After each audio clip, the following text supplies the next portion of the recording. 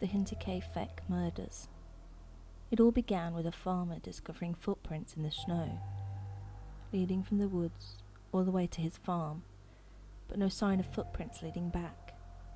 Then, strange noises coming from the attic, and an unfamiliar newspaper found on the property. All this, as well as house keys going missing. It all ended in a murder mystery. On the night of March 31st, 1922, a family and their maid were murdered with a mattock tool similar to a pickaxe and left in the barn. And to this day the murders remain unsolved. Of the 6 victims, there was Andreas Gruber, his wife Kazilla, their widowed daughter Victoria and her 2 children, Kazilla and Joseph, and finally the maid Maria.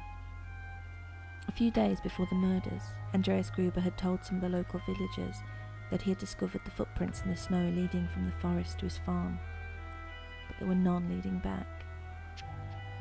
He also spoke of hearing footsteps coming from the attic, as well as finding the unfamiliar newspaper.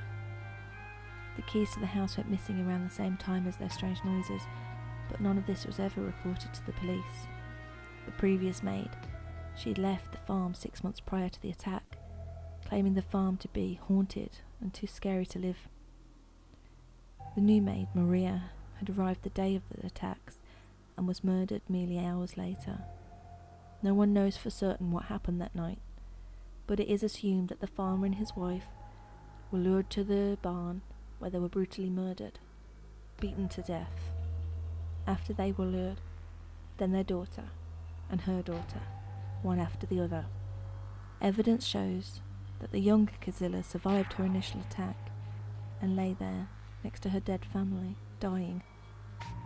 She had torn out tufts of her hair before finally succumbing to her wounds. It's then believed that the perpetrator, or perpetrators, went into the farmhouse where they killed the other child, Joseph, who was only 2 years old at the time, sleeping in his cot in his mother's bedroom.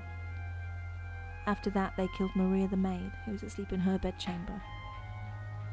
The family's absence in the community was noticed, but not until the following Tuesday, after the young Kazilla hadn't been seen in school. The postman also noticed the post from Saturday was still uncollected from where he had left it. Police from Munich investigated the crime scene, and even though over 100 suspects were interviewed, not one of their questionings ever yielded any results.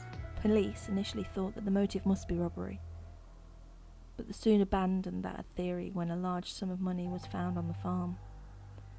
It's believed that the killer, or killers, stayed in the house after the murders for several days. There was evidence to support this, as someone had fed the animals and let them out, eaten all the food in the kitchen.